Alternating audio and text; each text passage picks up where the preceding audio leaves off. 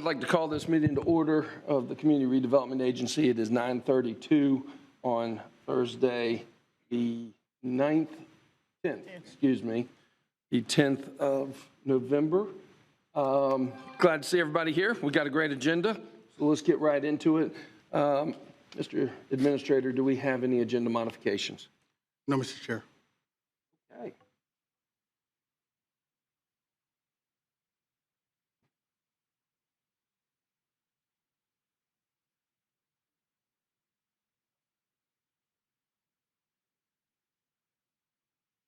Colleagues, we got two special recognitions. I'm going to do them from the podium down here, and y'all are more than welcome to come join me if you'd like as well.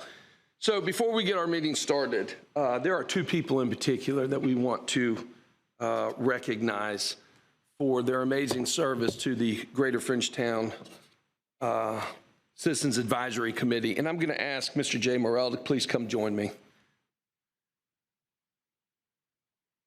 Jay, you've been absolutely fantastic.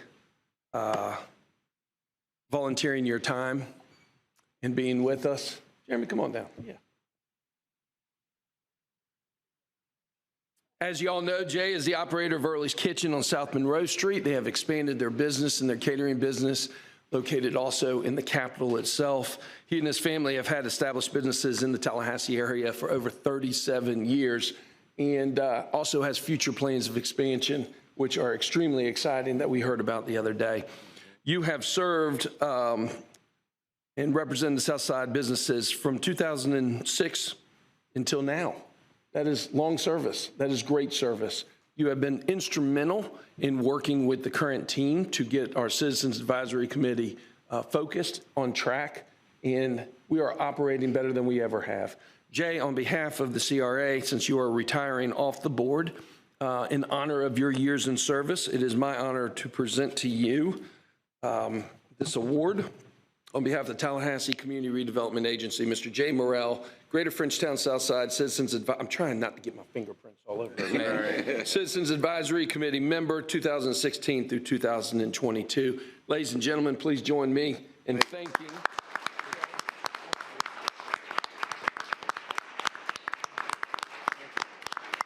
I'm going to give you the podium if you want to say a word, or just promote Early's if you want. Go ahead. Free breakfast on the house. I took public speaking twice at the university. Thank you. It was a pleasure. I really enjoyed my time, and I hope I was able to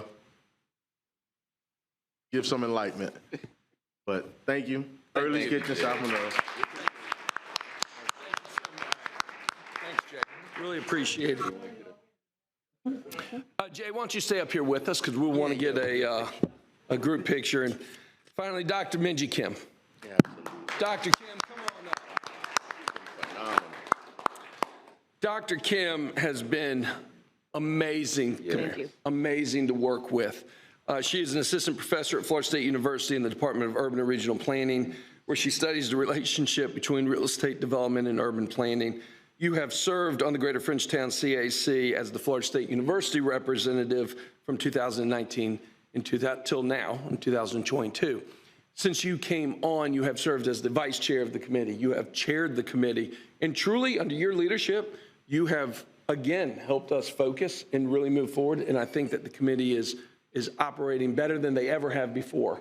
We are sad to see you go, but completely understand and appreciate your time and effort as both the vice chair and the chair. On a personal note, I have thoroughly enjoyed working with you, and I'm going to miss our lunch briefings, but maybe we'll get together anyway and just catch up on urban and regional planning. Sounds great. So, on behalf of the Tallahassee Community Redevelopment Agency, Dr. Minji Kim, Greater Fringetown Southside Citizens Advisory Committee member from 2019, 2022, it is my honor to present that to you.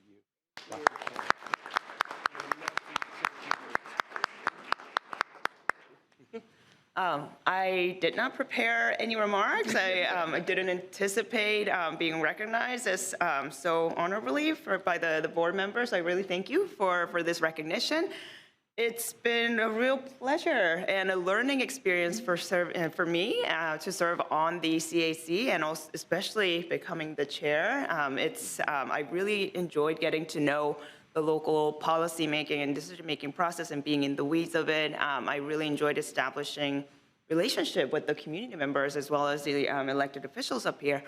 So I, honestly cannot thank enough all the members that have allowed me to grow, but also have grown with me. And I'm really proud of the place where the CAC, the place that I'm leaving CAC with. So thank you so much for this recognition. And I'll be at FSU. You know where to find me. So if you need anything, I'll be there. At our beck and call. Thank you. So I'll move over.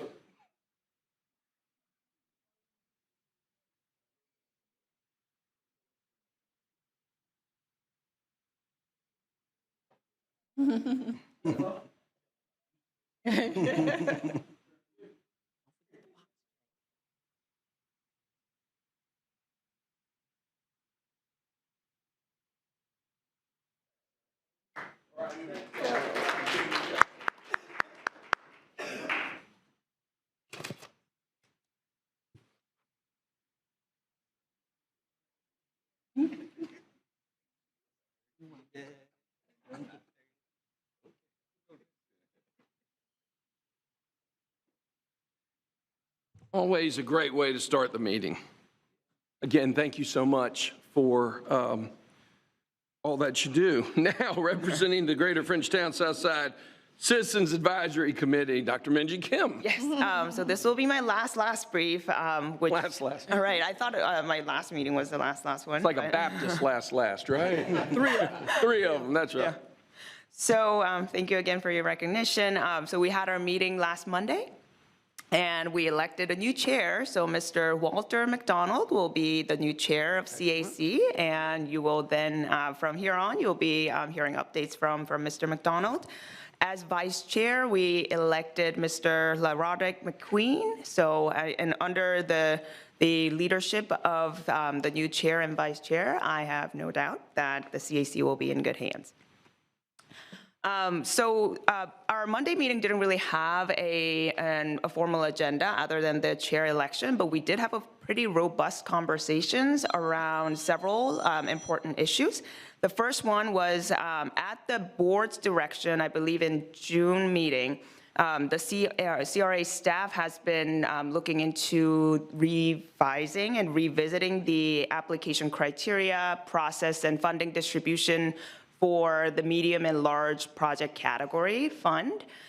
We were hoping to have some form of draft last meeting, but that wasn't ready. So we are going to have that conversation in January. So CAC is expecting the staff to bring a draft revised version of the medium and large project categories funding criteria, funding process, as well as how the application criteria and process. One of the items that the staff brought up is making the process similar with, and uniform with the downtown and between the downtown and Frenchtown. And obviously there is logic to it, and it does make sense in terms of having a standard procedure, but some of the community members as well as committee members expressed concerns over conflating the two districts when the priorities of the district may vary, which was a valid concern. I've directed the staff to provide, at that January meeting, deliver a clear presentation that lays out what is the proposed changes and compare especially the downtown and Frenchtown districts process and how they will be different or similar. One of the committee members asked if we can revisit the composition of the CRA board, and so we acknowledge that this matter is not new, right? We had this conversation before, so I've directed the staff to provide a summary of the previous conversation to the CAC members within the next month or so that we are ready to have an informed conversation at that January meeting. And finally, there was a point that was raised regarding the large event funding distribution. The rules for event funding distribution has not it remained the same, but the ways in which the funding has been distributed historically has been inconsistent from what I hear. So there was an interest by the committee members to revisit that funding distribution process and criteria. So those are the three large items that will be discussed at the January CAC meeting. And I'm here to answer any questions. Thank you, Dr. Kim. Any questions? Drop the mic. Great job. Thank you for your service. Thank you. Thank you. Great presentation. We appreciate it, Dr. Kim. Mr. Chair. Yes, ma'am. The upcoming chair, Mr. Walter McDonald, lost his father recently, and so we want to make sure that he knows that he's in our prayers and our thoughts as he deals with the loss of his dad and as he ascends to be in the chair of the CAC. Thank you. All right, we'll now have the Downtown Redevelopment Commission update. How you doing? Doing well. How are you? Great. Good. Good morning, CRA board members. My name is Jeff Billingsley, currently Vice Chair of the Downtown Redevelopment Commission. In the absence of our current chair, Mr. Kyle Phelps, I was asked to present to you today an update on our last DRC meeting from October 10th. We did welcome a new member to the DRC, Mr. Robert Gelhart. Additionally, we approved meeting dates for 2023, and we will change our location for those meetings back to City Hall in the Tallahassee room. We also re-elected Kyle Phelps to continue as our chairperson and myself as vice chair. During our update to you back in June, we discussed the Art for Always master plan project for the Lemoyne Art Foundation. It's a multi-phase facility improvement project for the entire Lemoyne Art Foundation campus at the corner of Call Street and Gadsden Street. Lemoyne was seeking medium grant funding in the amount of $100,000. The formal request was submitted and reviewed by DRC members. Upon review and discussion, the board did approve grant funding in the amount of $100,000. Additionally, the DRC board considered a proposal for annual downtown programming in collaboration with the Tallahassee Downtown Improvement Authority. The proposal is that through a combination of CRA and Downtown Improvement Authority funding, the Downtown Improvement Authority will produce a series of events downtown over the course of the year. The events are intended to attract visitors to the downtown district, promote downtown restaurants, bars, retailers, and encourage additional investment in the district. For fiscal year 2023, the proposed programming includes 12 Adams Street flea events, 2 downtown seafood festivals, and 2 music crawls. The proposal is that CRA would provide $50,000 in annual funding over the course of 3 fiscal years, with additional funding to be provided by the Downtown Improvement Authority. The Downtown Improvement Authority would administer the programming and produce the events. The terms of the arrangement be set out in a joint participation agreement between the CRA and the Downtown Improvement Authority. The DRC board reviewed this proposal and approved it. It is proposed as a pilot program for those fiscal years. I understand there's also a presentation by Elizabeth with the Downtown Improvement Authority this morning as well, and I'm sure she can shed additional light on that. Lastly, the DRC board recommended approval of additional funding of $70,000 for the Martin Luther King Jr. Boulevard sidewalk project. That was due to an increase in cost from what was originally budgeted for that sidewalk project. And that is our update. Jeff, thank you. Questions? Any questions? Any comments? Great. Okay. Thanks, man. Thank you. Appreciate it. All right, we are on the consent agenda. Has anything been pulled off consent? Yes, sir. Do we have any public comment on consent? We do have a speaker card on public comments on agenda items, which is section number 4. We have a card from Mr. Stanley Sims. What agenda item is it? It's at 3.02. 3.0 on the Greater Frenchtown South Side. I think so. Okay, Mr. Sims, we'll take you up now. Sorry that we did not take you up on the presentation itself. Your name and address for the record, please. Stanley Sims, 1320 Avondale Way. Congratulations on your election, Mr. Mayor. And I also say, I wanted to purposely. Confession is always good for the soul. When I first come to I asked a few people, this little lady here gonna defend us? They said, she's really tight. In our community, that's thumbs up. Well, You ain't tight till I say you. So me and her begin to learn one another. And I'm very pleased, as my now good friend Darrell Jones and deliciously to tell you before these people, as well as privately, thank you for the sacrifice you made for me. I know it ain't easy to love you, but somehow you did. I don't know your religious belief, but my grandmother told me, say, it's easy to love people that love you back, but it takes God to love people that don't love you and especially don't look like you. And so that impressed me.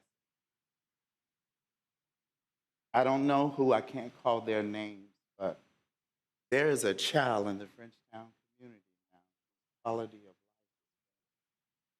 life. There is a mother in Griffin Heights, don't even know your name, never seen your face. You have 30 seconds. But you have made a difference. That's worth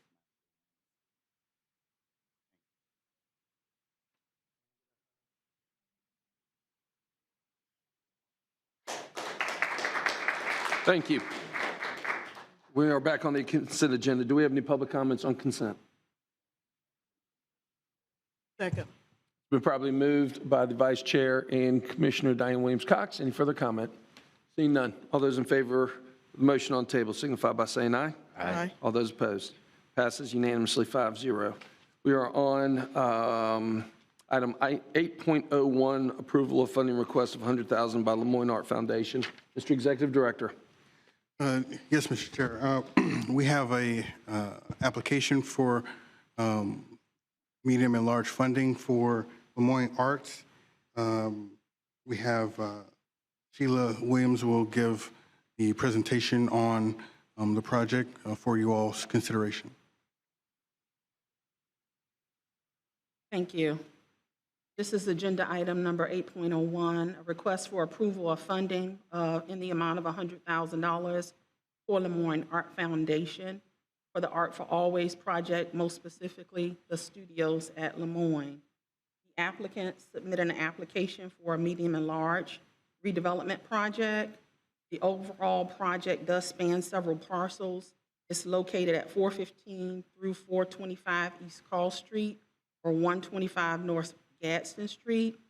Lemoyne is seeking $100,000 in CRA funding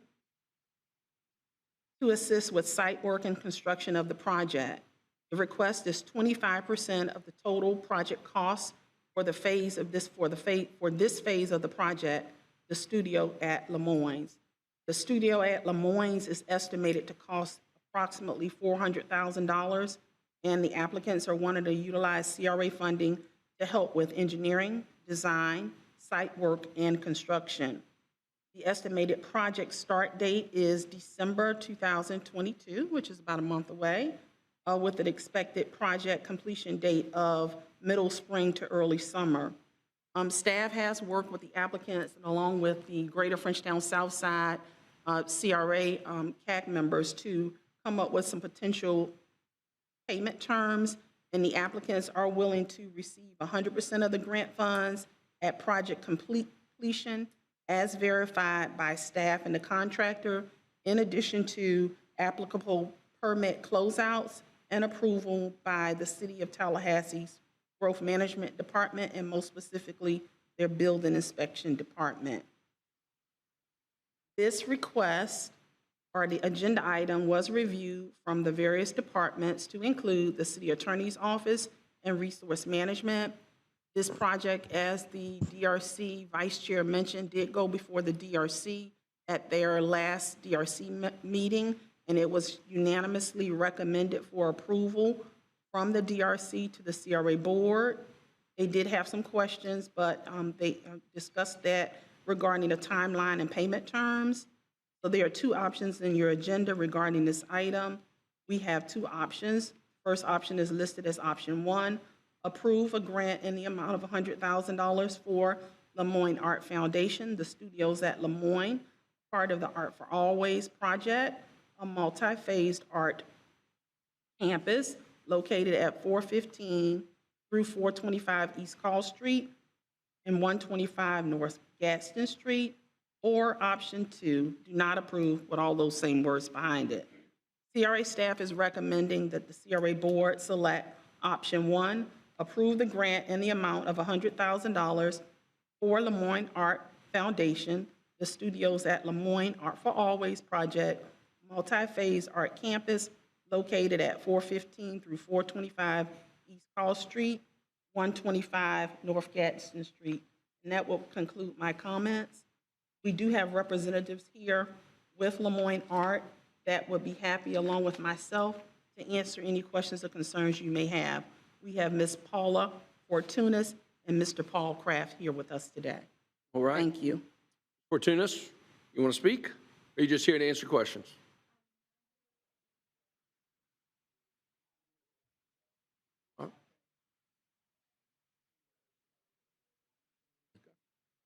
All right. Let's take any other public comment on this item. We do not have any public comments or speaker cards on this item. Move option number 1 is recommended by staff. It's been properly moved by the Vice Chairman. Richardson, is there a second to the motion? Second. Seconded by Commissioner Matlow. Questions? What is the status of Lemoyne's funding with the CRA right now? They've only received funding for their events. I think annually they have an event. They receive funding from us. Other than that, they haven't received any other funding from the CRA. So my concern is policy that we have at the city that prevents double dipping in coming back. And I understand that you receive the funding on an annual basis for Arts in the Park. And now the request is for brick and mortar, but it all comes from the same pot. And my concern is for consistency across the governmental entities. I mean, this is a question I'm looking at my colleagues. If this was the City of Tallahassee, we would not even have entertained the proposal because of policy of double dipping. And I don't think we have a policy actually at the CRA, so we're in an interesting predicament right now.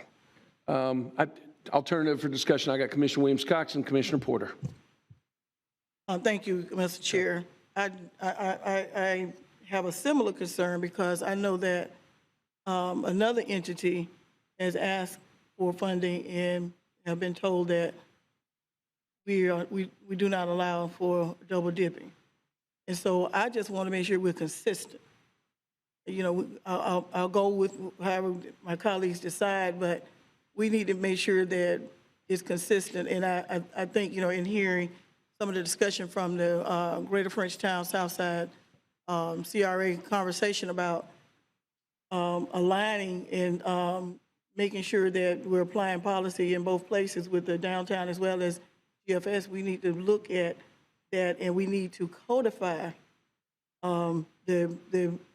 what we are practicing in the not double dipping, because that then takes away opportunity for others to be able to get funding and some who may not be so capable of raising their own funds.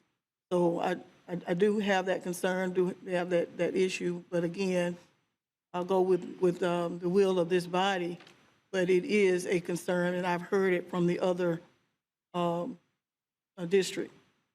Commissioner Porter, and then, thank you. Commissioner Porter, and then Commissioner Matlow. Thank you, Mr. Chair. And my impression of the policy at the city, and correct me if I'm wrong, was the double dipping was nonprofit service providers who are seeking CHP, CHSP funding and separate city funding, not that a single nonprofit could not submit multiple requests for funding from the same pot of money. Am I correct? No, the CHSP money comes from the general fund of the city, so it all comes from the same pot. Hence the reason why we have the policy that if you receive CHSP money, you cannot apply directly to the city of Tallahassee because it's all coming from general revenue. It's at the crux of the issue today. But there's no CHSP process here. Like, there's no alternative source of funding or mechanism. I understand that it's the same pot. My point is not that it's the same pot. I'm just not understanding the exact correlation between this and the intent of that funding or of that policy. So there's funding available at the county through their general fund. They have received money through the tourist development tax, I do believe, specifically for this project. That's a separate pot of money. And then they receive money through the downtown CRA improvement district for the annual Arts in the Park, which is the #1 art show in the nation. I mean, proud of it. The question is, out of that same pot that we provide the funding for Arts in the Park, are we also providing now brick and mortar money? And this is... Sure. And I understand, with any project we fund, there are almost always alternate sources of funding. You can, raise money privately, you can apply to state grant. I mean, that's part of what the process entails, is you have a big project and then so I don't see it as personally, with and without the policy in front of me. Well, and we know that we don't have a CRA policy. I'm not sure, it seems to me not a adherence to policy so much as a decision of ours to make about priorities. I do have a question for Mr. Cox.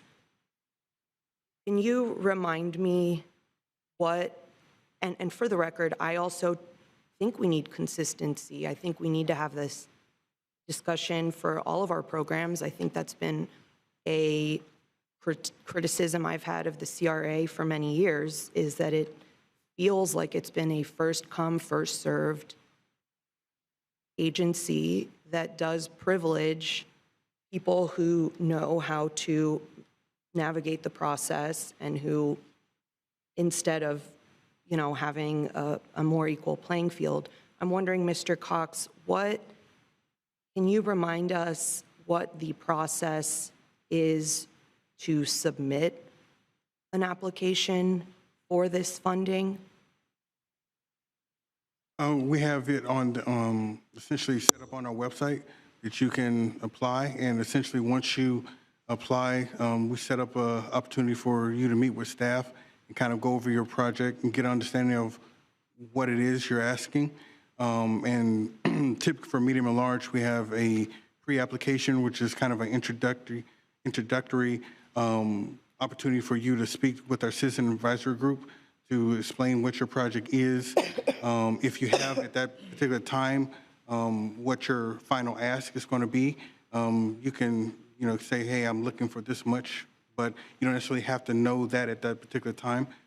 For downtown, we don't emphasize the community benefit as much as we do in GFS, and that's because GFS has made that a strong component of their as far as what the CAC is looking for. But we do, that's part of why we bring it to the citizen group, is to get input on what kind of things would you be looking for from the developer or property owner that would benefit the community. And then we bring it back at a second meeting to kind of finalize everything. And then if that's approved, then it comes to CRA board. Okay, and so applications are received on a rolling basis? Yes. Right, yes. right. Are other applications in the pipeline that we are choosing this over? Currently, no. This is the only application we have for downtown. Okay. Thank you, that's all I have for now. Follow-up. Have we advertised that this money is available within the geographic area of downtown and have solicited other proposals? No, sir. So again, it's those that are in the know that can get their application in first, Sure. have first opportunity. I agree with you on that, Commissioner Porter. We should have a better process that levels the playing field for everybody in the geographic area. Commissioner Porter. Thank you, Mr. Mayor. Mr. Cox, have we, for the downtown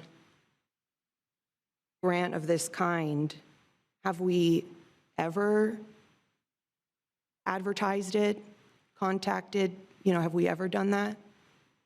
For what it's worth, I think that we should. I'm not saying that I think we shouldn't. I do feel in this case, it is because of Lemoyne's track record, because of the recommendation from the DRC and their review, it seems unfair that we apply a standard that we have not applied in the past. So I'm interested to hear the discussion we have, and I think that we all agree that we should consider adopting a policy and, tightening up our process here. But I feel comfortable moving forward, given the recommendation by the DRC and the fact that you have applied. I mean, you didn't do anything wrong other than to apply and navigate the process as we currently have it. Thank you, Mr. Mayor. Thank you. Commissioner Matlow. Thank you, Mr. Chair.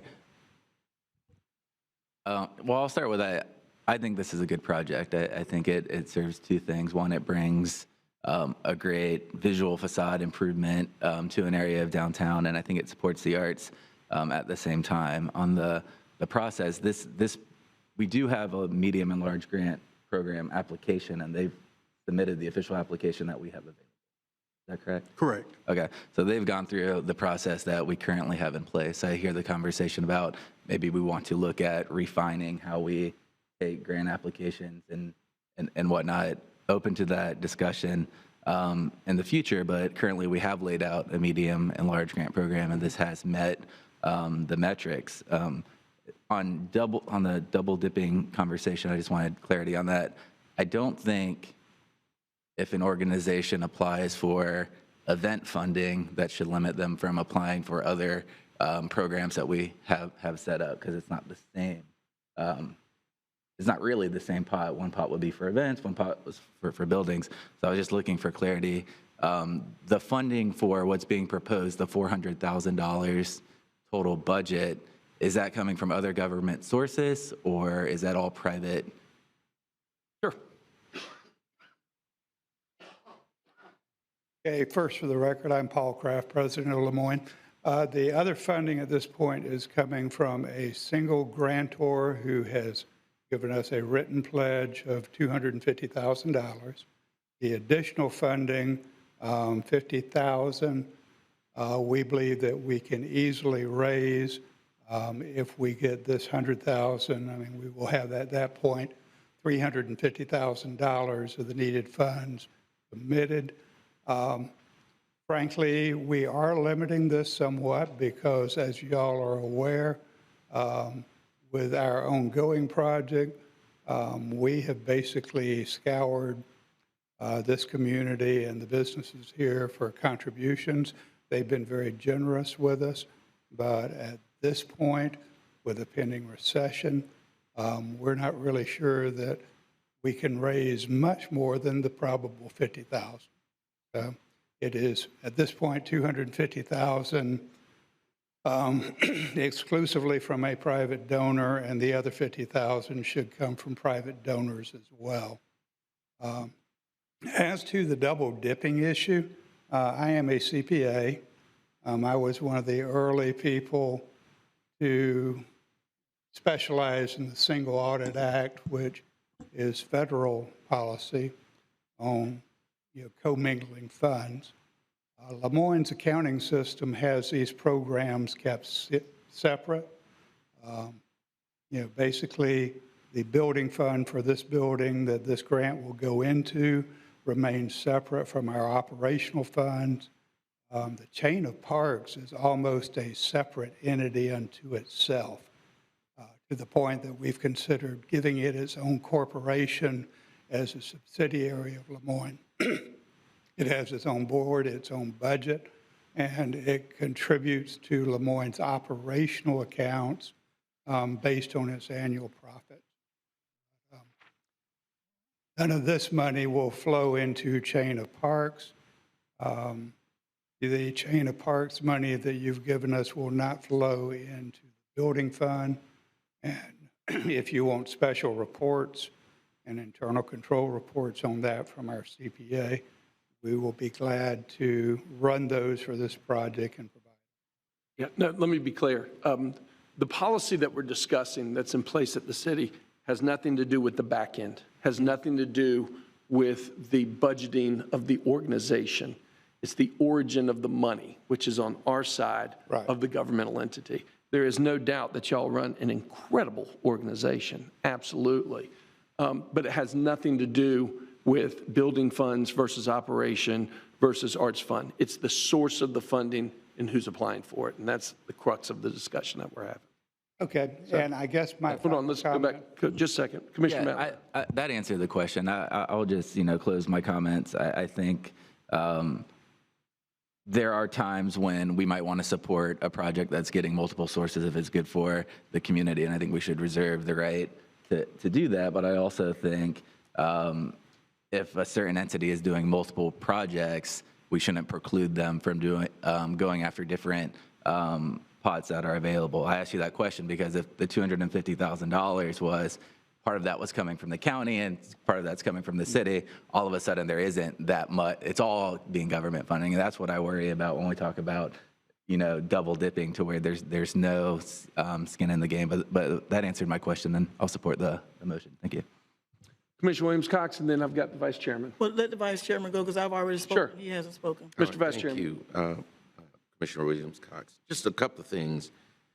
I think it's unfair that this conversation is being had this morning over this project when we knew it was coming.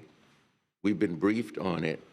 They have applied according to the process that we have in place, and now we're questioning, without a policy for the CRA, whether or not we should honor, which the DRC has approved it, the CRA staff is recommending it. I just don't think it's fair for us now to be here having this kind of discussion when they have done precisely what we asked of them. Now, I tell you, as one who has served on this board for a number of years, I do challenge comments that are made that it's people in the know who get funding from the CRA. Nothing could be further from the truth. I can tell you over the years, Sheila, you have gone out in the community personally and championed the CRA and encouraged people to apply. And I know that to be the case. We have advertised it. It's on our website. So that nothing could be further from the truth that it's people who are in the know who get this funding.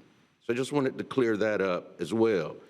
I would suggest that if we are interested in establishing a policy, that we have that discussion going forward, if that's what we want to do. I don't know that that's what we want to do based on what Commissioner Matlow has said, but I think that should be a separate discussion from what we're considering here this morning. And so that's why I am ready to support this funding. Lemoyne has been a stellar organization in our community for years and contributed so much to the arts in our community and economically based on what they bring to the community. And so I think that we should go forward with what's being requested this morning. And then if we want to have staff come back and present an item where we discuss a policy similar to what we have with the city on the double dipping, I think it would be appropriate to do that at the time. But at this point, I really think we should approve what has been asked and recommended based on an organization that has followed the process that we have laid out. Thank you, Mr. Mayor. Thank you. Commissioner Williams-Cox. And I do not disagree with the Vice Mayor. My comments were not in disrespect of what Lemoyne does. You're a vital part of our community. My concern is the consistency, because I've had a conversation recently with an organization who needed some additional funding, but because they got funding from the same pot, we couldn't move forward with that. So it is a discussion we need to have. We do need to go ahead and I'm sorry, Mr. Cox, am I saying something wrong? No, ma'am, I just wanted to clarify, when it comes to the double dipping, when we talk about events, we have language in there saying that you can't receive funding in the same fiscal year for events as well as from another pot of a source of funding, for example, one of the Neighborhood First. So you can't apply for the same event if you're trying to get money through Bond, Providence, or Frenchtown, and apply with the CRA for the same event. So that language is in there for as far as double dipping. Well, where the confusion is that Neighborhood First is being funded from CRA dollars. And that's why we can see it as double dipping as far as staff's perspective, is that because we're funding Neighborhood First, you can't apply for funding for an event and then ask for the same event funding from the CRA and get both. Okay, so thank you for that clarification. Yes, ma'am. But we do need to have that discussion. We need to have that clear in policy. We need to make sure that our community is aware of all of that so that going forward, and unfortunately, it is happening during this dialogue, but we got to start somewhere. Thank y'all for starting the conversation. But we do need to make sure it's very clear in what we're trying to do here. We're trying to take a little bit of funding and spread it a whole lot, spread the peanut butter all over the place. And so that's where my concern is, because I think about my sons. If I tell one of them you can do this, and the other one is watching, and then he comes with something that sounds very similar, and then I say, no, you can't do it. And they say, but you let this one do it. So I'm trying to make sure that community-wise, we're doing that. And so the conversation that came from the CAC about comparing the two districts to see where there is some need to make some things consistent, I think it needs to be had, because with the community benefit piece is key in one district, but it is not in the other. But all of these funds come from the community, so there should be community benefit in both. So it's not a one-way thing. We need to make sure as we continue to grow and know better, we want to do better.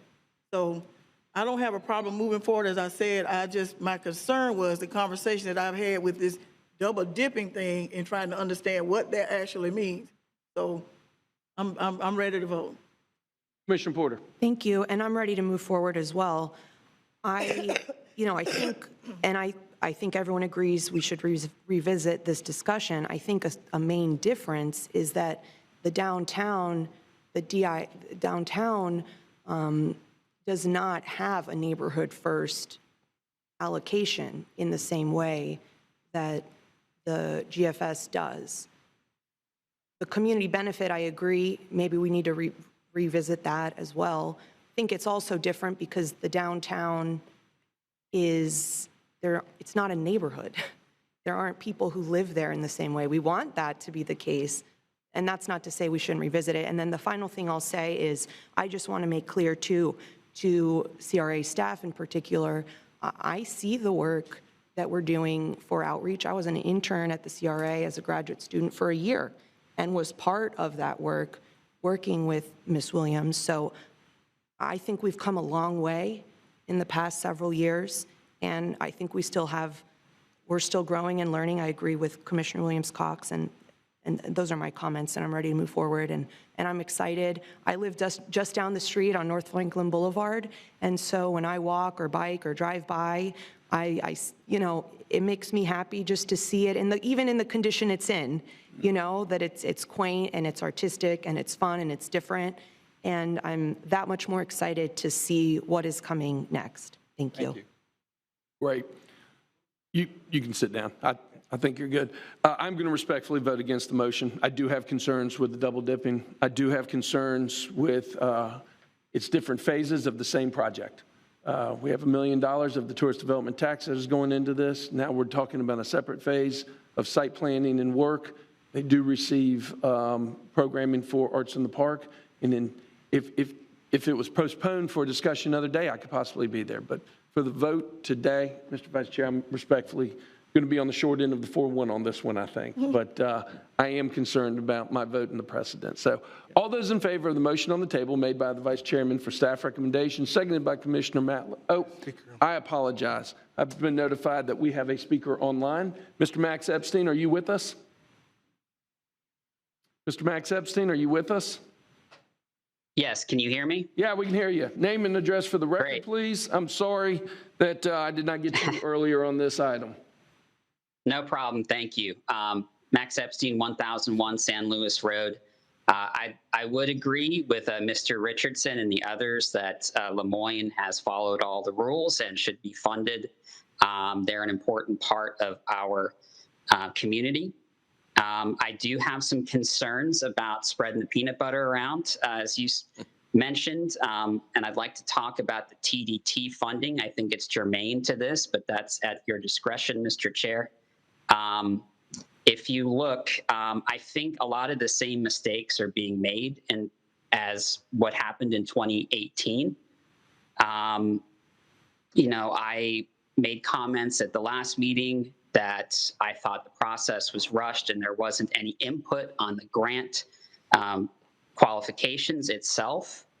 One thing is that there's a $500,000 minimum award, and that basically disqualifies about 90% of all of the arts organizations we have here in Tallahassee.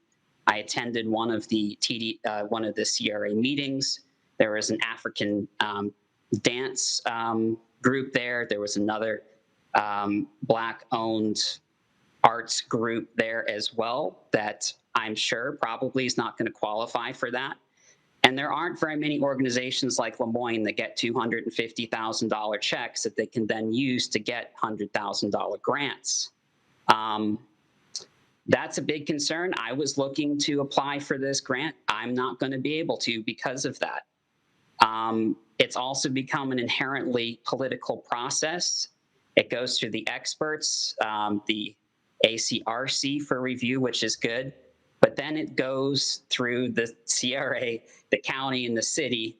And even if one little thing is different or there's a question, it's going to have to come back.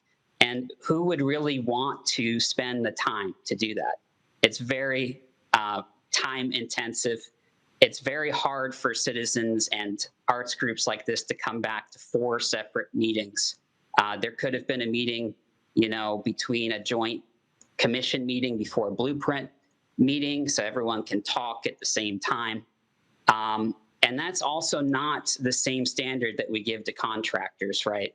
If it's a blueprint project, you approve the bidding process and all that stuff is done. And that's it. That doesn't come back for approval like this is. So I just wanted to voice my concerns. This is going to disqualify many, many folks. Lemoyne, organizations like them are excellent, but they have the funding and they have the wherewithal to get through this political process when many other folks can't. So I don't know if there's anything you can do about it at this point, but I'm not going to apply. And I think 90% of the folks that really need this money aren't going to qualify. And the fact is, there could be a way, and I went through this process in 2018, right?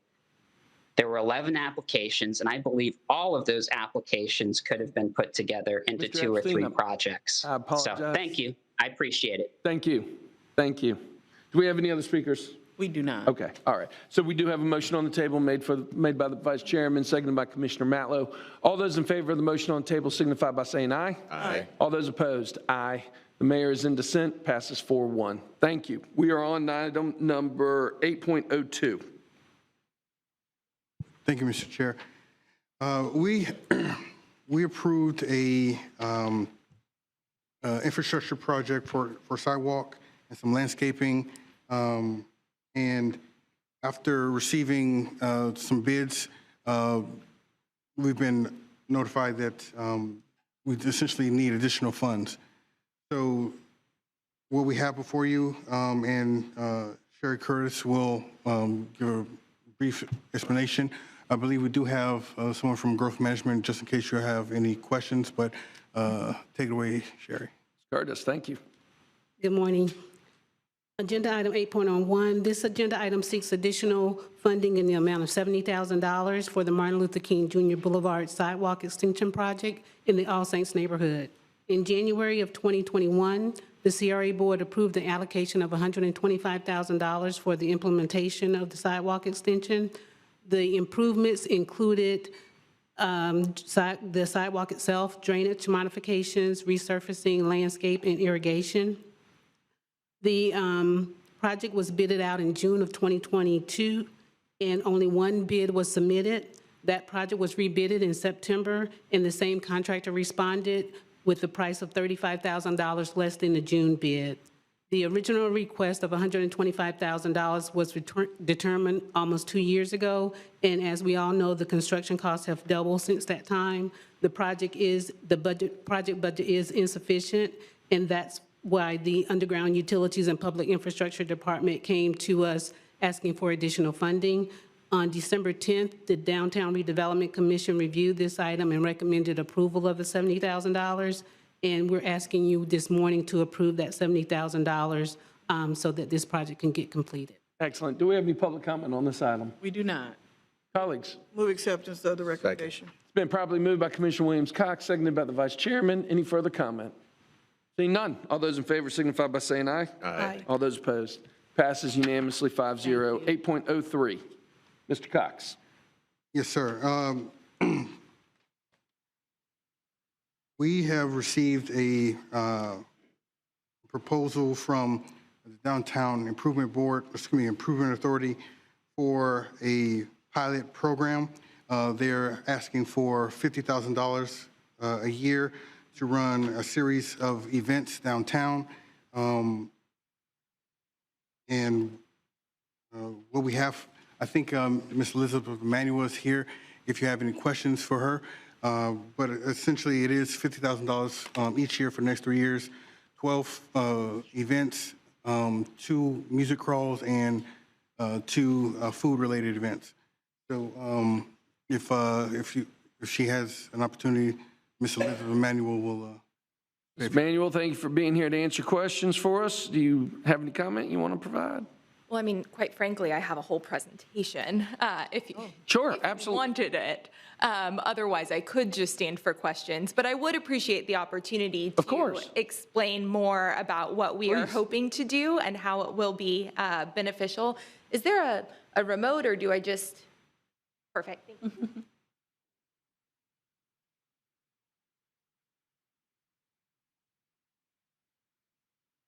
Great. Okay. So we'll see what the questions look like in just a moment. But I did want to take the opportunity to show you all some positive metrics about downtown and the growth that we have experienced over the past few years. A lot of this is because the CRA is actively working in this space. I wholeheartedly attribute that increase in parking spaces to the CRA. It is a wonderful thing for people coming into downtown. We've also seen positive increases in things like our hotel rooms, our residential units, most substantively in the free events that the TDIA hosts annually. But also, you know, there's still some areas that I think are important to pay attention to right now, and that's the bars and restaurants and the retail stores. While those parts are absolutely holding strong, we are not seeing a super beneficial increase in those areas like we are in some of the other metrics downtown. What the TDIA does, for those that may not be as familiar with our organization, is we do events, we do advocacy to ensure that these restaurants and businesses and residents have the connections to the folks that can be most beneficial in driving positive metrics, the CRA, the city, the county.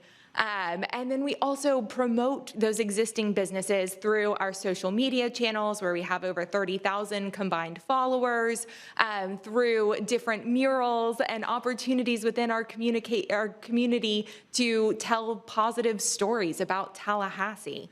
We do beautification, so a lot of times those murals are in there too. But it's the important things like the sidewalk that you all just chose to assist with at MLK, and for more of those businesses and residents who want to walk in downtown and want to enjoy the experience while they're there. So our events in downtown are excellent. There is no arguing with that. You all have said it yourself with events like Lemoyne and others. You know, we have incredible infrastructure in downtown. The thing that we want to, kind of highlight with this is that at times the large-scale events do tend to overwhelm our downtown businesses. There are many instances in which those businesses choose to close on large event weekends because they just can't handle the influx of patrons. There's also, a little bit of a disconnect with the downtown businesses and the buy-in through the nonprofits that are putting on these events. So it isn't always, the positive benefit for downtown businesses when the events are done at a large scale. We need more small, consistent events to uplift those businesses and provide a reasonable amount of foot traffic to ensure that our businesses can be successful in the experience that they're putting forward. We also tend to program very heavily for a lot of our community, but not always for those young professionals. And so we really feel like the events that we are proposing today meet that need for talent retention. We're talking about events that have DJs. We're talking about events that have musical bands that are still a part of our college campuses or young professional campuses. We're talking about aesthetic events that highlight local makers, which is something that our young professionals really find value in, and things that are walkable, they're accessible, they're open to the public. So we really feel like there's a large-scale community benefit in what we're proposing, and we're excited for things to drive positive metrics to talent retention by putting on events geared at those younger individuals. We think that the consistency of these events is really exciting because we are talking about activity year-round in a time when our businesses really need it. We think that these events are scalable, so our aim is to start small and grow to a level that is still manageable for our businesses. We are not proposing a large-scale event process, just small, consistent events. We have great collaborators working with this. We meet once a month with our downtown businesses, and this is something that they have come to us and asked for, and so we are excited for the opportunity to be able to put it back to them. Currently with the way the events are structured, there is no opportunity for a business to apply for event assistance. So this provides an unmet need within our downtown business community to be able to put forward events. We see great opportunities in what we're doing, not just for the events, but for the community benefit as a whole. When we bring events into downtown, we are also increasing the MWSBE representation in downtown because of the events like the Adams Street Flea. We think that is so important to all of our community.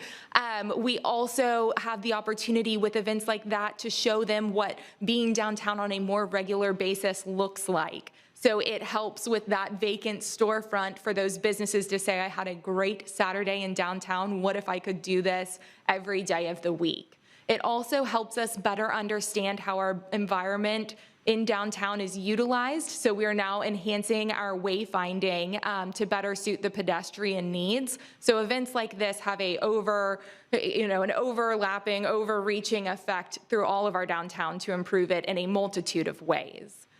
We do want to highlight that because we are a special taxing entity, we have city support who can help us manage this budget with integrity and transparency. So we are very excited for that opportunity. These funds will live in a project account that can roll over year to year. So anything we do not spend on an event in one year can be utilized the next year to ensure that these events happen in a way that is solvent and that is kept directly in what its intended purpose is, which are events to benefit downtown and the businesses in the district. We would continue to report back to you all about the success of these events, and that's something that we would do to both the DRC and to the CRA. And it's also important to recognize that these funds are not our full request. There are other entities like the TDIA that has substantive skin in the game and financial onus with these events. We also recognize that there are opportunities for revenue to offset some of the cost. The largest cost for these events are in the infrastructure, so the barricades, the police, presence to close the streets to allow these events to happen. Those are some of the areas in which we need the financial assistance to help make these things possible. But we've put together a very detailed and itemized spreadsheet on all of the costs and how we would utilize the funding, ensuring that no matter what we choose to do, there is always a public-facing event component of this that allows anyone in our community to come attend these things with no barriers to entry. So just briefly to highlight what we are doing, the Adams Street Flea is a local makers market that will be held on Adams Street with a DJ. It's got at least 20 vendors per market plus a DJ. They have incredible metrics on the NWSBE LGBTQIA component of the retailers that come into this space, which is really exciting for our community. Amanda's here, she'll speak to that. We also have seafood festivals that haven't been done in downtown in a long time that we would like to reprise because we think that our downtown restaurants have some of the most incredible seafood and provide some of the best experience, and we want all of our community to come enjoy that. The music crawls have been wonderfully successful. This is a really exciting opportunity to bring live music into the patios of restaurants, to introduce fans of music to great new cocktails from places like Joe Ellen's. So we are excited to continue that with the CRA's help. We do have a number of metrics and how we are saying that this will be successful, from the increase in foot traffic, the increase in vendor sales, the increase in sales for downtown businesses, the social media engagement and reach, and certainly, a solvent event budget is very important to us with this. Our businesses are asking for this. La Florida and Andrews weren't able to be here today, but they did want their comments known that this is the time to increase the experience in downtown and to turn our local customer base into to patrons of their businesses that come regularly. These are things that our operators are asking for, and most importantly, we're just really excited for the opportunity that this presents, not just for our downtown businesses, but for our full community, to highlight the good that we have going on in Tallahassee. So thank you so much for your consideration of this, and we look forward to having you all downtown. Excellent, thank you. Do we need public comment on this item? We do. At this time, we have 3 speakers on this item. I have Ms. Amanda Morrison, followed by Mr. Kayla Norris Barber, and finally, Mr. Stanley Sims. Name and address for the record, and you have 3 minutes. Thank you. Will you let us know when we're at 30 seconds? Yes. Thanks for joining us. Your name and address. Good morning. My name is Amanda Morrison. I live at 2226 Ellicott Drive, but I'm also the business owner of Poco Vino. We just had our 1-year anniversary right across the street at 225 South Adams Street. And since the DRC actually suggested the funding in August, we have had some downtown events that actually fall into this that the DIA has helped us fund or that have been privately funded from previous budgets, and we have some good old-fashioned metrics. So I wanted to just share, as a business owner, some perspective and some data points to help show the value in this type of programming. The Adams Street Flea is actually a program that we developed at my previous business that is a proud CRA on the south side at Happy Motoring. It's been in existence for over a year. It has an incredible social media presence, and it has also supported over 80 small businesses, overwhelming 80% of them being woman-owned businesses, almost 50% of them being minority-owned businesses. So in the crux of it, this event every month helps just support small businesses in a national trend that shows pop-up events help incubate into brick-and-mortar retail. And that's, as Elizabeth mentioned, our hope to help raise those statistics that she showed earlier that helps small businesses envision themselves in a place as a permanent business, and that's something we really need for downtown. The other metric I pulled from our personal sales shows just tremendous amount of increased foot traffic and sales and revenue on these days. So for our October flea market, our sales were up 105% versus that same day part on the previous week. But the statistic that stuck out to me was that our number of transactions was up 666%. That shows me that was tremendous tremendous addition to our normal foot traffic that we see on a normal Saturday. And those are the need dates. I'll tell you, it is tough being a downtown retail business owner. There's still a tremendous amount of work to be done on our 18-hour downtown. We have to really struggle and fight as a business owner to program and drive social media, but we know that there's many other, especially small business owners, that just don't have the time or resources in our district to do that. So having natural built-in foot traffic helps everyone along. You have 30 seconds. Yeah, and as Elizabeth mentioned too, this is kind of filling the gap programming. We have tremendous amounts of community events that happen. We have a tremendous amount of nonprofit events that happen, but we've kind of left our young professionals and our DINK population behind. So the intention and the aesthetic of these particular events, we think are gonna really help bring that along. Thank you. Thank you. Thank you. Our next speaker, please. Mr. Kayla Norris Barber. Name and address for the record, please. Good morning. Kayla Norris Barber, 527 West Brevard Street. I think this is an excellent proposal. I just want to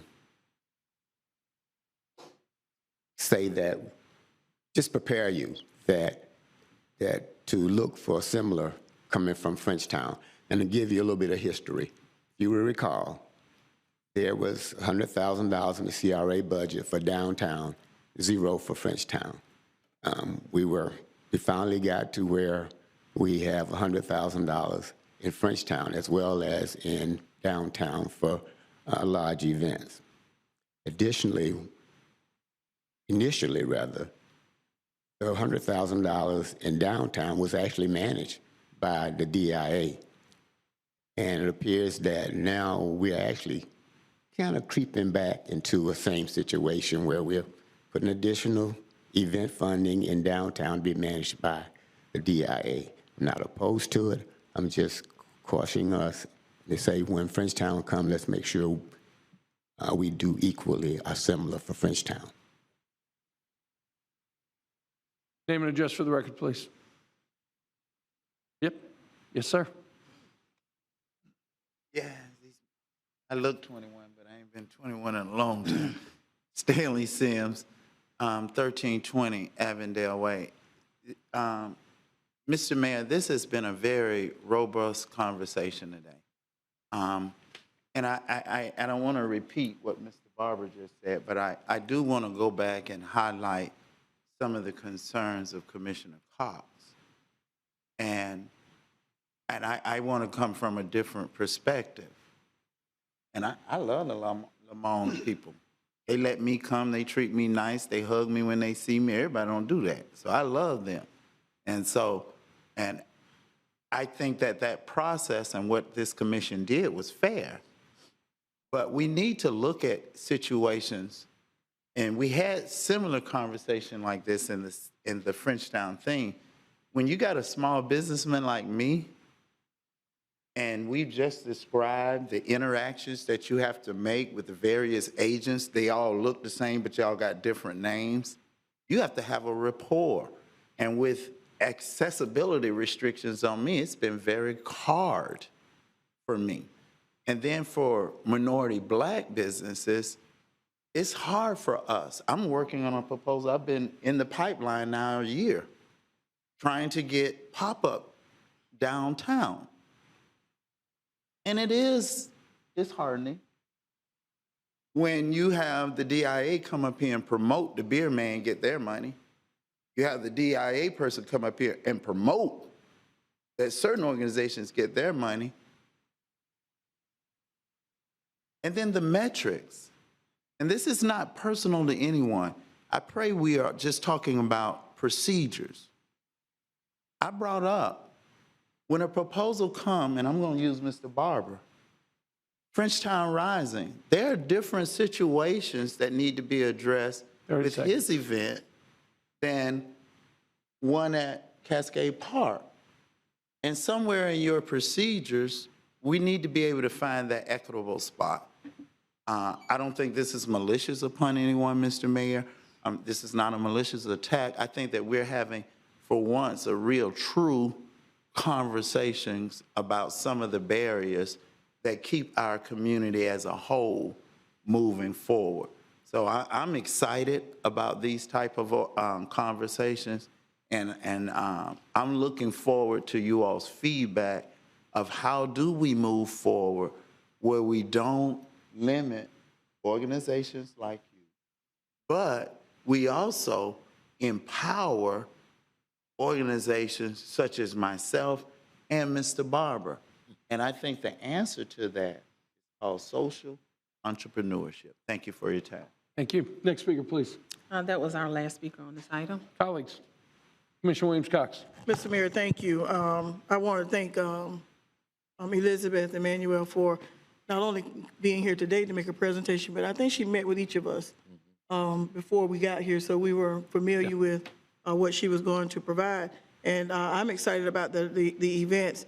And I would say that, you know, it was said that downtown is not a neighborhood, but yeah, downtown is a community's neighborhood. And we do have people living downtown. We heard them speak to us about the noise downtown at a recent meeting.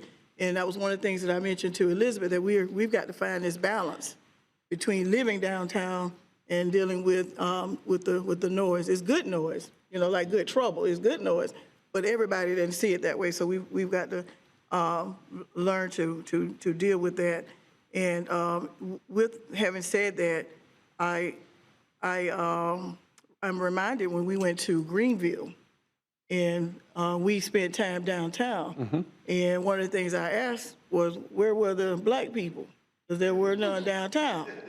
And so I think that these events that have been proposed here, and I saw in the presentation, I saw people of all ethnicity, because that's who downtown belongs to. So I appreciate the fact that these activities are going to be activities that are going to be multicultural, diverse, and open to any and everyone to participate. So I am ready to support the motion to move forward with this funding so that we can move further in making our downtown an 18-hour downtown, as we've been trying to do for years. So. Second. Been properly moved by Commissioner Williams-Cox, seconded by the Vice Chairman. Any further comment? Commissioner Matlow. Thank you, Mr. Mayor. I just wanted to thank Elizabeth for the presentation. I don't think downtown could have a better advocate than you have shown with just your passion and pushing this forward. So great proposal, and happy to support it. Excellent. All those in favor of the motion on the table signify by saying aye. Aye. All those opposed, passes unanimously 5-0. We're on item number 8.04. Thank you, Mr. Chair. We have a status update on the project known as Washington Square. At our February meeting, Mr. McDermott presented a status. He asked for a 30-month extension. The CRA board approved a 20-month extension of this project with the conditions reinstating the permits, resolving all astounding code enforcement violations and fines, restarting the construction, and providing evidence of financing of the project for September 1st. As of September 1st, all of those things were not, those conditions were not met. Mr. McDermott is here for you all to ask any questions you may have, but regarding the status, there is work on the project being done, but as far as the conditions met by September 1st, those were not met. Mr. McDermott, come join us.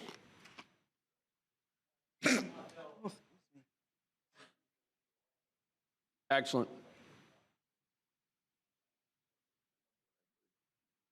Downtown, and I'm planning to do my part to contribute to the downtown vibrancy, and it's been possible because of your support, your generosity. Very much appreciated. So, as Stefan said, is that adequate, Stefan? Get a little closer, sir. Okay, thank you. As Stefan said, we've been working on the project actually since May. It was a multi-stage process. We needed Berkel to repair and replace the shoring, and then a local contractor, Mark Fiorito, Marcos Construction, who actually has worked on the project since the beginning, began the process of installing the perimeter drain, waterproofing the foundation, and we're just in the final phases of that now. We have to cut down the pilings that are there, the metal H piles, to make room for future piping. And then we'll be able to finish backfilling, which will be done hopefully in the next few weeks, 3-4 weeks. Mr. McDermott, I'm sorry, but I'm still having trouble hearing you. Can you just kind of lean into the microphone? All right. Is that better? I'm sorry. Yeah, it's better. Okay, great. The issues on the permits, we have applied for a permit to extend the walls up on level 4 at the corner of Jefferson and Calhoun so that we can get the backfilling up to the level of Calhoun and Jefferson at that high point on the property. And so that has been submitted and is in review, and we're told we may have them in the next few days. So we'll be able to pour those walls. The permits that we have for environmental and site plan, they have expired, and Jim is going to have to reapply for those simply because they've expired. And unfortunately, we can't comply with the magistrate on putting the site back to the condition that it was before, or the condition that is shown in the plans, because the project has to be built before you can landscape the site, for instance, those kinds of things. But it is a process that is in works. The agreement that I have with the CRA says that if there's a 10% increase or change in the project, that we have to come back. And I've discussed this with Stefan and Lewis, and we are going to, basically offices can't be financed today. I can't get financing for the office component. So we're going to replace that with apartments. And the apartments will be on the top 5 floors. We had originally envisioned having a restaurant and lounge on the top floor with a separate elevator, but costs are, it doesn't work out in the pro forma as we had hoped it would. We have several other venues in town that have that offering. And so in order to reduce job costs and to give us the ability to have extra apartments on the rooftop, that would not be done. So my architect, Alfonso, is working on the plan changes, and Stephen asked us to get those plan changes in. It looks, Stephen, that we'll have those 45 days, 30 days, maybe at best, and go on from there. We're currently, we've got proposals on actually term sheets on the financing. We have a broker that is working for us. Berkadia is the broker. Those folks are the brokerage arm for Berkshire Hathaway. And they're very involved in hospitality financing all over the country and have been terrific to work with. And so right now we're basically negotiating the final term sheets, and that's positive because that means we'll be able to start construction of the tower going up and complete the project. That's scheduled for the first quarter of 23, and the actual opening of the hotel is scheduled for the third quarter of 24. So it's an aggressive time schedule, but when Yates finished and left the job, when COVID came on us, they were projecting 12 to 14 months max to get a CO on the building. So I think that our critical path is achievable, and we're working and talking with contractors that say they can accomplish that. Are there any questions for Jim Waddell on the permitting aspects of it, or on me on anything? Any questions, comments? No direction that's being provided except for our direction. Do we have any other public comment on this item? We do not. Mr. McDermott, thank you. A pleasure. And again, I very much appreciate your support. It's been necessary for our pro forma, and from the bank's point of view, very important in their analysis of the project. So moving forward, please. All right. Do we have any other items come before us today? Under 9.01. Under Downtown District Policy Formation and Direction. No, sir. Okay, we are now on 9.01, Procedure for Evaluation of Executive Director. Mr. Attorney. Mr. Mayor, this item seeks board direction for the annual evaluation of the CRA executive director. Stephen is up for an annual evaluation, and staff are just looking for direction on the evaluation process. Stephen's employment agreement provides him to be evaluated each year on criteria and procedures that will be determined by the board. As you all know, CRA staff and City of Tallahassee employees are generally evaluated annually through a written evaluation form, and staff proposed that the executive director also be evaluated with a written form. Staff have provided a couple of options for you and are just looking for your selection and direction. There's a short form that's attached to your agenda item that's comparable to what the City Commission uses to evaluate the appointed officials, and there's a longer form as an option that's comparable to forms utilized for managerial employees. So again, staff are just looking for direction, and if the board wants to use either of the forms but make revisions, staff can of course make those revisions. Cox, any comment?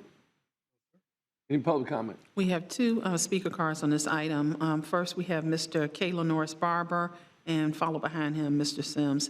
Name and address for the record, and you have 3 minutes. Please let us know when we're at 30 seconds. All right. Name and address for the record, please. Kayla Norris Barber, 527 West Brevard Street. CRA Director's evaluation. I think the CRA Director should be evaluated using both the short form and the long form, because I don't think either R captures a comprehensive evaluation. Additionally, the Director must be evaluated by district. Short form categories should be converted to the community goals rather than the city's strategic plan priorities. The short form evaluation criteria are based on city strategic plan categories. The role of the CRA Director is to actually implement the plan. As such, the evaluation categories must be consistent with the community goals spelled out in the plan. Implementation of the CRA's strategic investment plan must be included in the evaluation as well.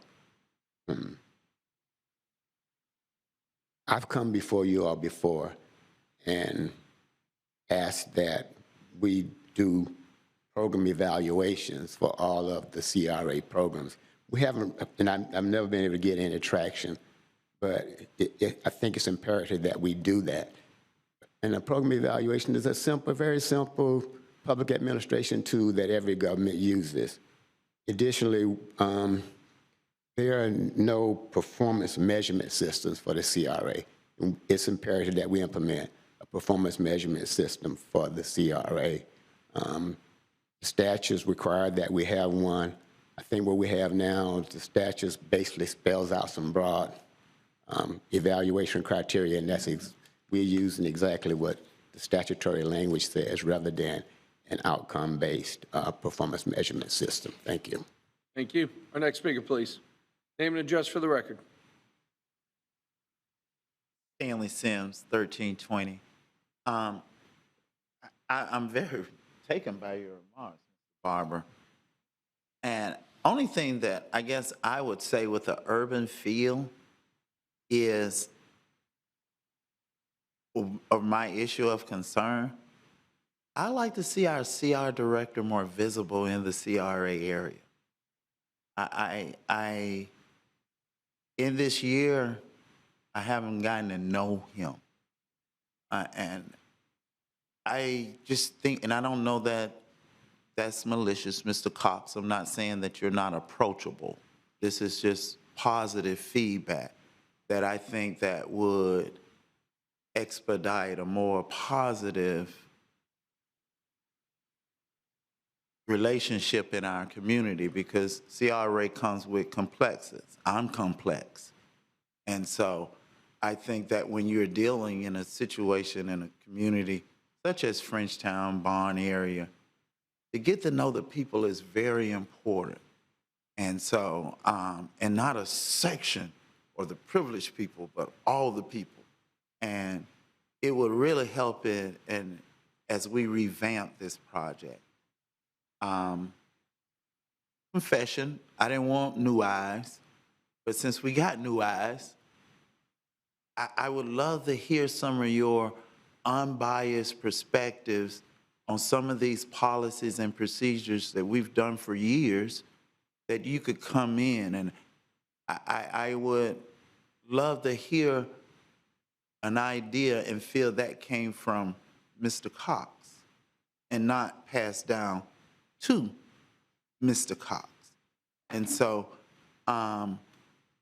especially the CRA area where we're experiencing a lot of our violence, a lot of our homelessness, high rent area.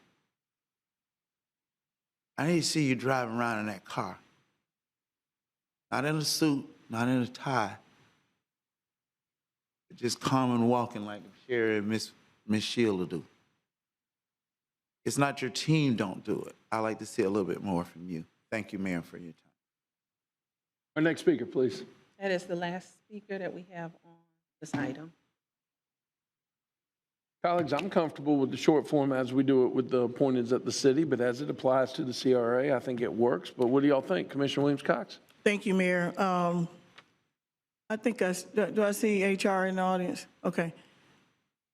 I'm gonna say that I've had great conversations about this evaluation and the process. It is important that we have a process in place for it.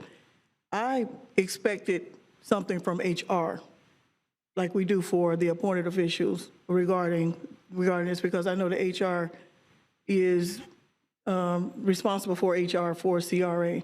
And so having not received it from HR and receiving it from staff, I began to question why it came from staff instead of HR. And so then I began to look at what I thought would be good to do the evaluation. I'm okay with the short form, but I also wanted to use Mr. Cox's contract. I also wanted to use the plan that they're working from, so that I have some tools to feed my evaluation, not just what I see. I enjoy working with Mr. Cox, and he is very approachable, and we've had great conversations, and I think that he really wants to do a great job in his hometown. He's been to 2 other CRAs, and this one is a beast compared to the ones that he's been to, and I've said that literally. And it's going to take more than a year for us to get through what we are going to need to get through, and he has done his year with his staff. It's hard coming in with your staff already in place. They know more than you do, and then they're trying to impart what they think they need to do without overstepping their bounds.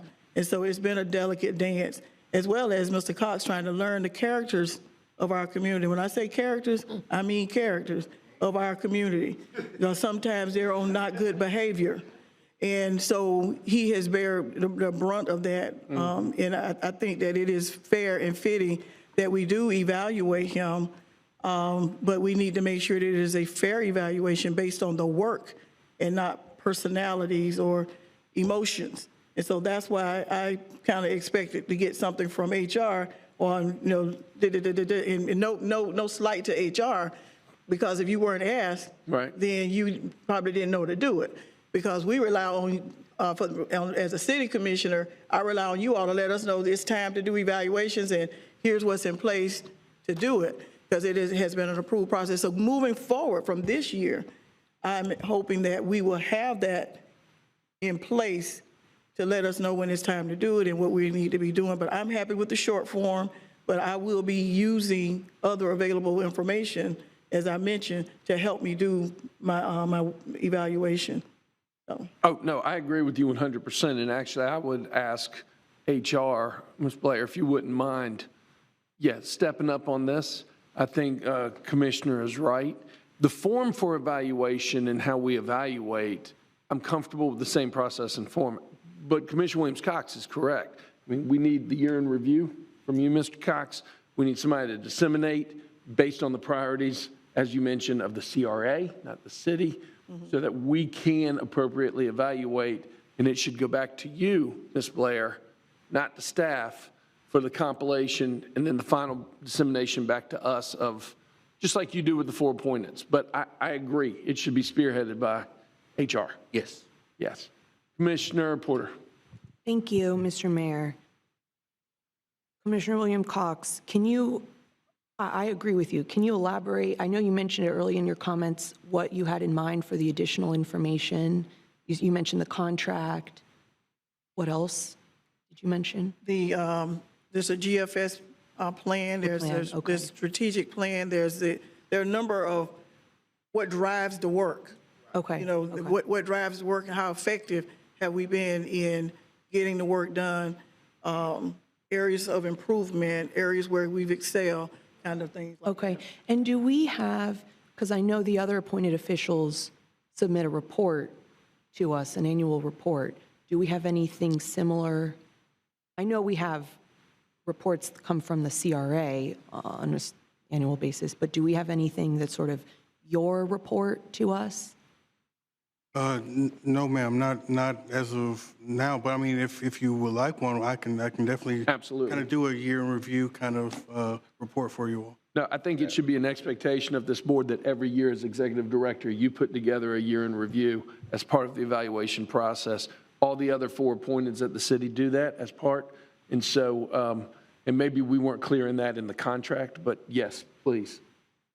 Yeah, I agree. I think that would be helpful and maybe could incorporate some of the information that we're asking for outside of that. I'm comfortable with the short form. I also like the long form. I think it touches on some things and some values that the short form does not. So, but I am open-minded about that. Is there anything that would preclude a commissioner from submitting both? No. You know, if it's not required. Okay, so then I'm fine with that. Commissioner Matlow. Thank you, Mr. Chair. I agree with most of the comments that have been made. You know, at the city, we also have the opportunity to do our own long-form memorandum, so we can touch on things. Yeah. In addition, you know, making sure accurately implementing the will of the body, making sure, you know, our financials and checks and balances are happening, making sure we have a good relationship with our community. So all of those things are things that, you know, I'll be looking at, but I think the short form covers that and gives us the opportunity to express anywhere we would like to see improvement or where we're happy. So. All right, so Commissioner Williams-Cox, I'm going to come back to you. We're all in agreement with you. You want to put it in a motion? Sure. I move, I make the motion that we use the short form as our primary form and add to as individual commissioners and use whatever available tools to input an informed decision on the evaluation of our executive director. Our first executive director that this entire body selected. Mm-hmm. Excellent. I'll second it. Any further discussion? Does that include asking for an annual report? I think that asking for it right now, we'll get it. So yeah, we could use that annual report that he provides as well. Yeah, that'll be part of the motion too. Okay. Input. Mm-hmm. Excellent. All those in favor of the motion on the table signify by saying aye. Aye. All those opposed. Passes unanimously 5-0. We're all clear? Yes, sir. Excellent. Ellen, we're all clear? Okay, excellent. Do we have any other business to come before this body? Yes. It's not in that area. Not on the agenda. Okay. We should be on item number 10, which is public comments on non-agenda items. I'm getting there. I'm getting there, yeah. Do we have any other items that you want to bring before this body that's not on the agenda? Under that number Well, yes, there's something. Yes. I was trying to decide if we should bring it to your, all right, so we had, I don't remember which meeting, for the Chuck and Charles property, I'm trying to remember the address right now. We gave her an extension, gave her half of the money to complete the project. December 31st is the deadline to complete the work. We've received an email from her indicating the project update. She is close to being complete with portions of the project. She is hoping that we will be able to give some additional funding to allow her to complete the project and keep the time schedule that she has in place. In the agreement, it does say that she can ask for funds monthly throughout the process. So there are means where she can get access to additional funds to help complete the project. It is a reimbursement, so once she completes the task, then we reimburse her for that. So there are ways that she can submit documentation and she'll be able to receive funding. Again, she's not done yet. December 31st is kind of the deadline, but we won't meet until after, I think February is the next time we'll meet. So I did want to bring that to your attention to make sure you all are aware of it. And if there's anything necessarily you want to discuss beyond that. I'm confused. Yes, sir. So is the issue a deadline issue? Is the issue a funding issue? Is it both? A little bit of both. Again, according to if she is able to receive the funding, she does believe that she can stay on the time frame and be complete by the end of the year. But again, we won't know that until it happens. Dr. Evans, can you help us out? And Ms. Evans is on the phone. She's online. Good, excellent.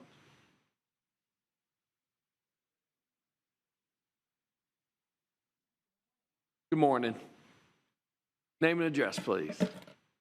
Connie Evans, 851 Circle Drive, Tallahassee, Florida, 32301. The place that we're talking about is 211 South Adams Street. It's two places. My daughter was on, but I guess in the event of a busy bank executive, she had to get off for another meeting. Sure.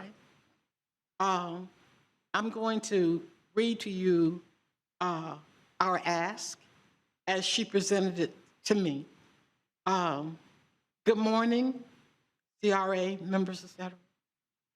Our 211 South Adams Street project is progressing well to provide the community with access to services that will be offered on behalf of the Charles Event Center and Chuck's Place, a business and restaurant lounge.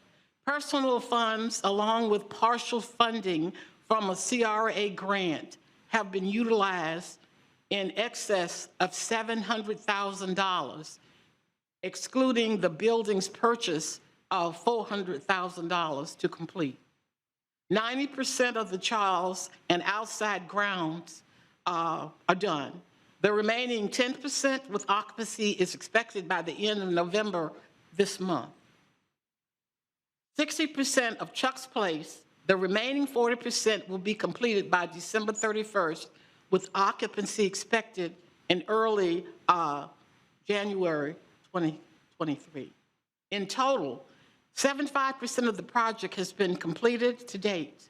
The project will be completed according to the terms of the CRA grant by December 31st, 2022. Due to the personal funds injected into the project and continuation of inflated costs and competition for resources, we are requesting the second half of funding from the CRA grant be issued immediately to assist with completion of the remaining 25% of the project.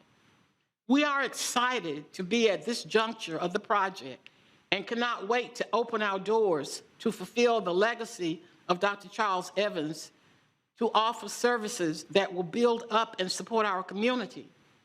This would not be possible without the support that we've gotten from the Tallahassee community.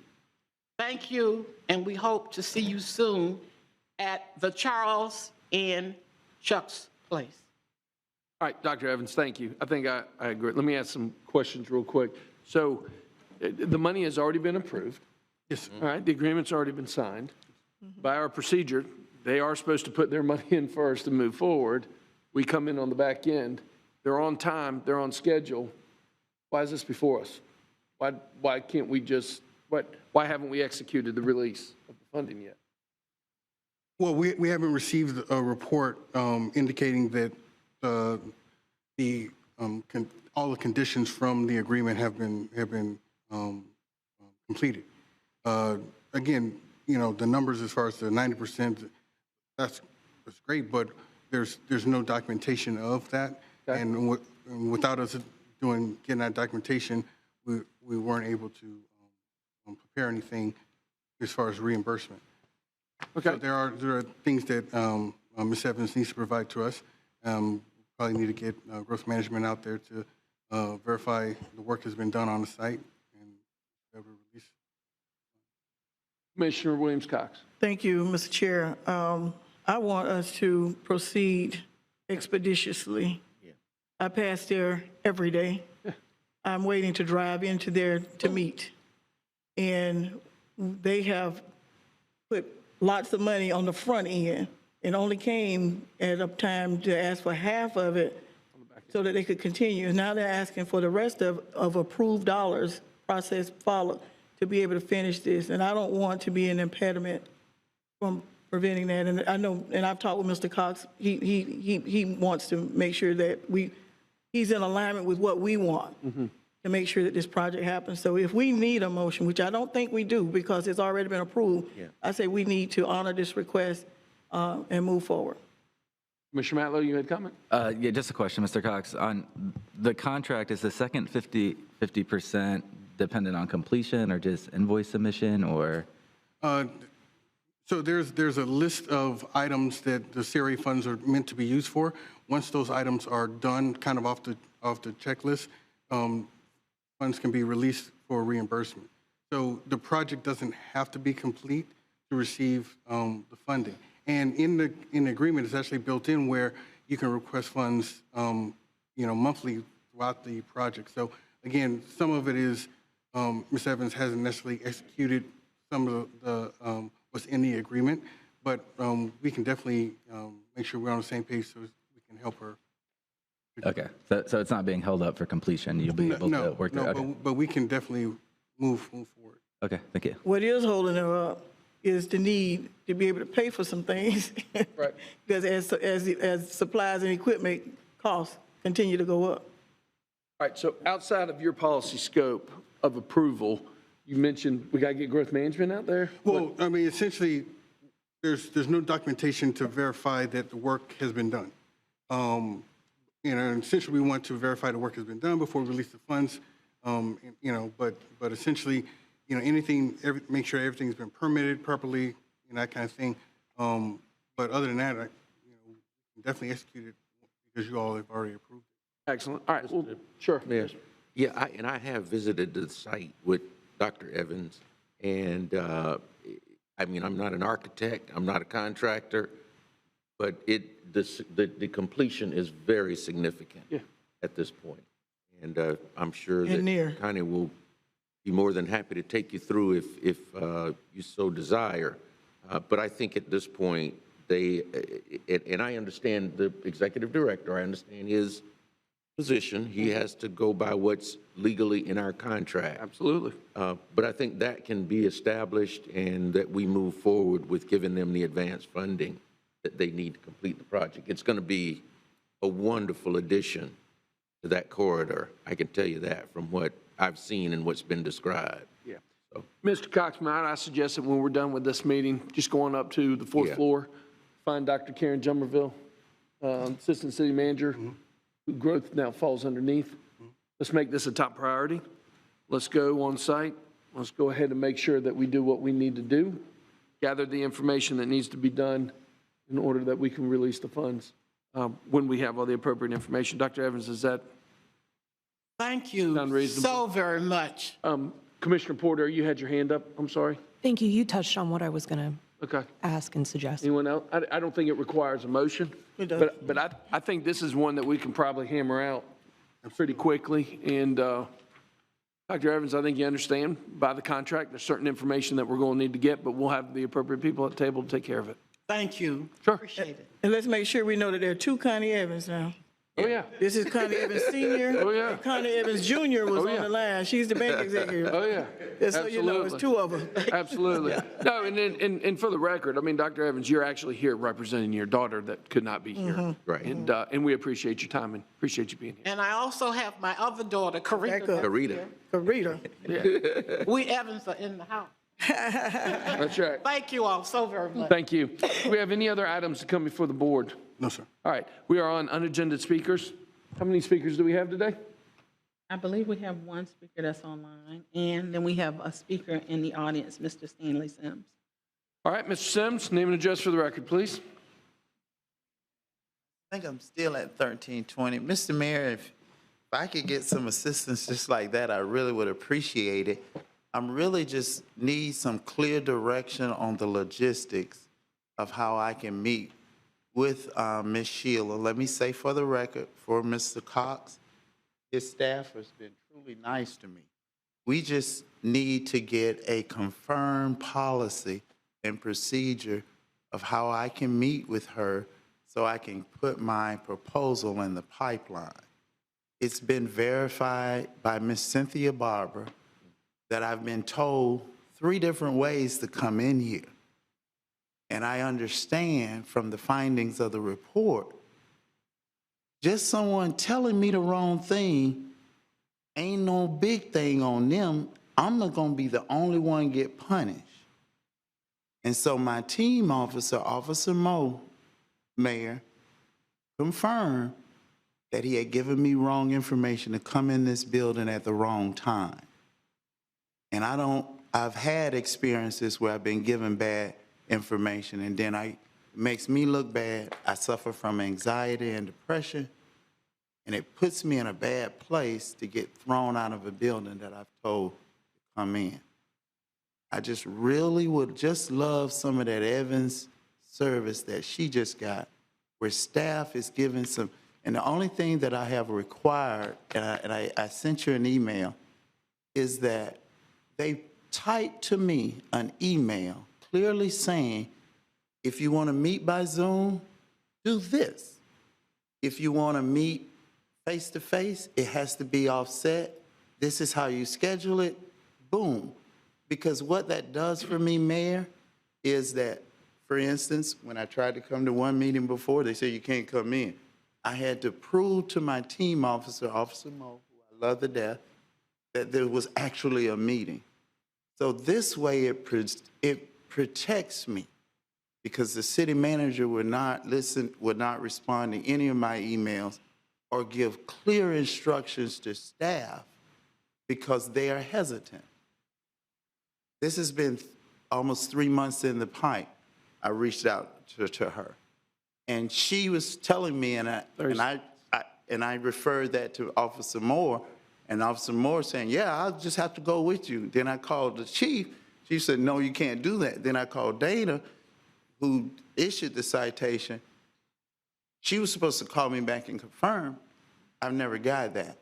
I want to move forward, and I'm encouraged by these meetings in a positive direction, but I don't want to put myself at harm.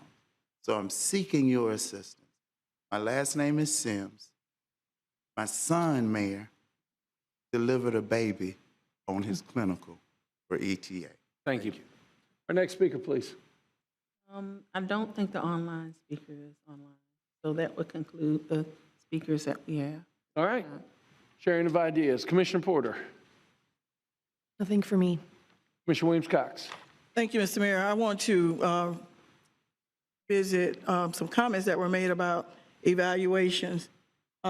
We do need to have evaluation of events, performance, because we don't need to keep funding events that are not performing, not hitting goals, not hitting targets that we need to have them hit.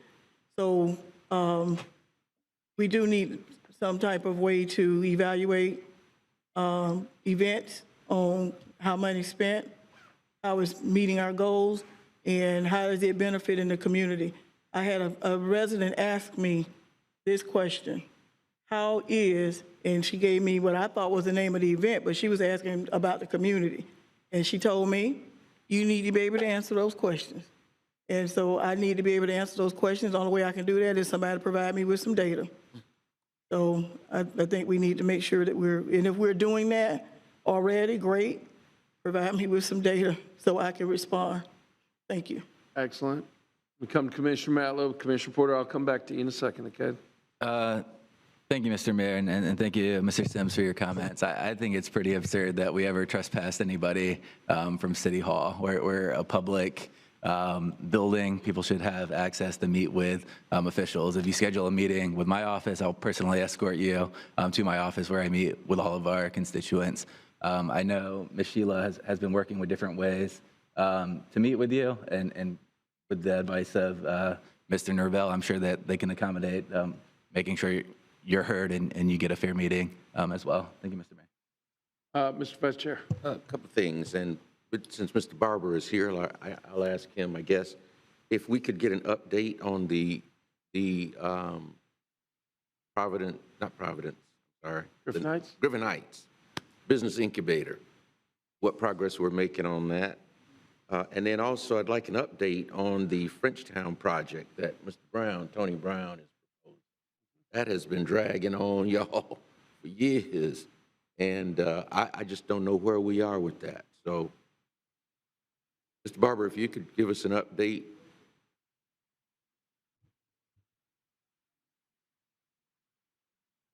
So the Minority Business Accelerator at 1211 Thorpe Street, there are actually two items that you are assisting with funding.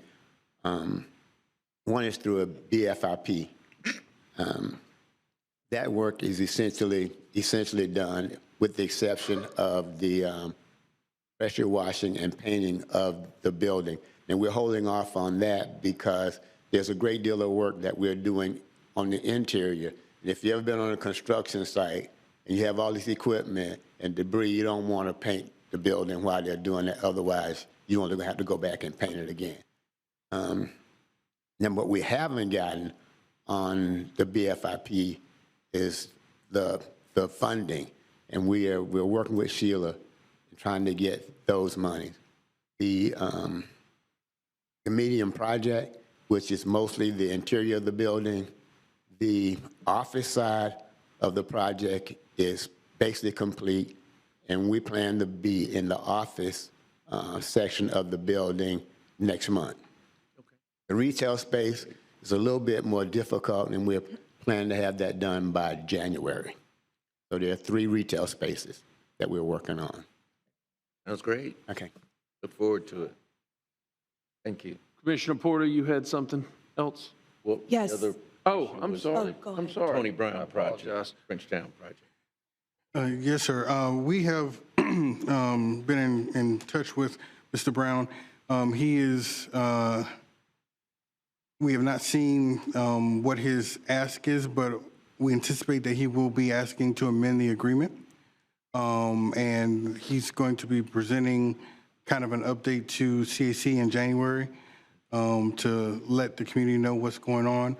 I believe he's going to use that as kind of a opportunity to get support before coming before you all. I have asked him to reach out to you all to give you updates. So obviously that has not happened. No, I have spoken with Mr. Brown. Okay. All right. Well, so some of you have, but he is definitely behind schedule with the things that he's identified that he was going to do for us. So we are going to be looking at all of our options. But I believe, please, Lou, correct me if I'm wrong, you know, the terms, essentially he has until July of next year before we could, you know, look at doing some other things if he's not able to fulfill his obligations. So we're kind of in a holding pattern as far as what we can do until that time frame. But yes, you know, we are definitely not happy with the progress or lack thereof. On point. On point. In my last discussion with him, one of the issues is the issue that we all have been having is trying to get a grocer to agree to come to that location. So that, to my knowledge, is still an issue, not just there, but in other parts of our communities where we need to cure a food desert. So that was the last conversation that I had with him.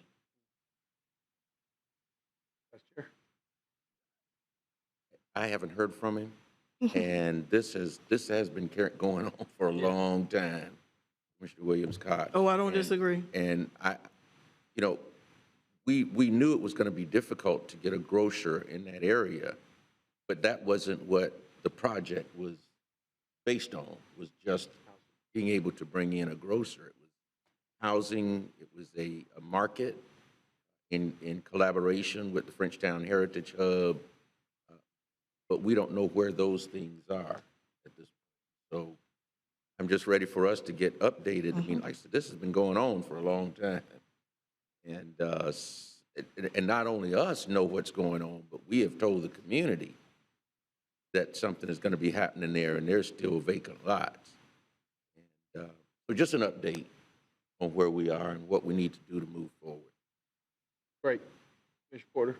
Thank you, Mr. Mayor. I just had a quick follow-up to Commissioner Williams-Cox's question for our executive director. Is there an evaluation process for events? I thought I remembered there was an after-action report or something that was submitted. Am I correct? Yes, there is a post-event report that is you're Submitted supposed to as, submit okay. that, right? And that releases the second half of the funding. Okay. Would you mind sharing that template with us, just via email? Yes, I can. Okay, thank you. Actually, I want the report. I'm not going to be able to do anything with an empty template. I need the report of what happened, how it happened, did it happen. Great. Okay. Mr. Mayor, Mr. Chair, if I could just say one final thing. I want to encourage our community to do have access to our public meetings, but practice the civility and decorum. Amen. So that it doesn't come to a point where someone has to take action to bring someone into compliance. Because what happens is we have people working in areas where they don't feel safe. Correct. Because of past behavior. So I'm saying, if you want the Evans treatment, then provide the Evans service. Provide the Evans, civility. That's right. The collaboration, the cooperation, and not, terrorize or make people feel uncomfortable. So I just want to add that we are open to the public, but the public has to come for public business and do your business and make it available for others to enjoy. I agree 100%. So I just wanted that. I have nothing else.